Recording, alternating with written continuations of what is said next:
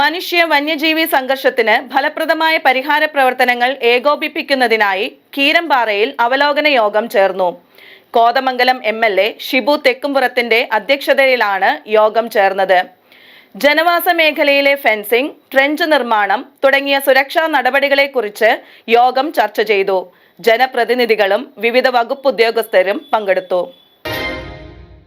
രൂക്ഷമായിക്കൊണ്ടിരിക്കുന്ന മനുഷ്യ വന്യജീവി സംഘർഷം വിലയിരുത്തുന്നതിനായി കീരമ്പാറ ഗ്രാമപഞ്ചായത്തിൽ ഷിബു തെക്കുംപുറം MLAയുടെ അധ്യക്ഷതയിൽ അവലോകന യോഗം ചേർന്നു. വന്യമൃഗശല്യം കുറയ്ക്കുന്നതിനും ജനങ്ങളുടെ ജീവനും സ്വത്തിനും സുരക്ഷ ഉറപ്പാക്കുന്നതിനുമായി അടിയന്തരമായി സ്വീകരിക്കേണ്ട നടപടികൾ യോഗത്തിൽ വിശദമായി ചർച്ച ചെയ്തു.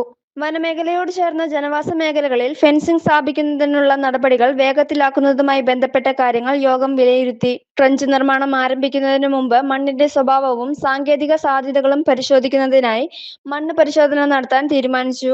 ഇതിനായി കോതമംഗലം MA കോളേജിലെ സിവിൽ എഞ്ചിനീയറിംഗ് വിഭാഗത്തിന്റെ നേതൃത്വത്തിൽ പരിശോധന നടത്തും. പരിശോധനാ റിപ്പോർട്ടിന്റെ അടിസ്ഥാനത്തിൽ തുടർ നടപടികൾ സ്വീകരിക്കുമെന്ന് യോഗം അറിയിച്ചു.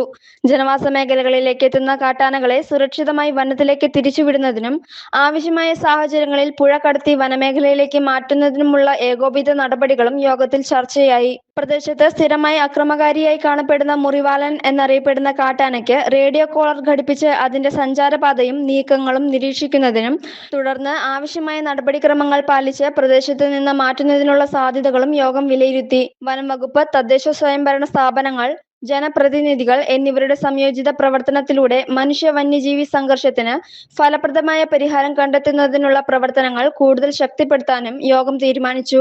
യോഗത്തിൽ Kothamangalam forest division officer Sooraj Ben, range officer Sanjeev Kumar, Keerampara grama panchayat president Reena Joshy, vice president Binoy C Pullan, block panchayat അംഗം റാണിക്കുട്ടി ജോർജ്, പഞ്ചായത്ത് അംഗങ്ങൾ, വനം വകുപ്പ് ഉദ്യോഗസ്ഥർ എന്നിവർ പങ്കെടുത്തു.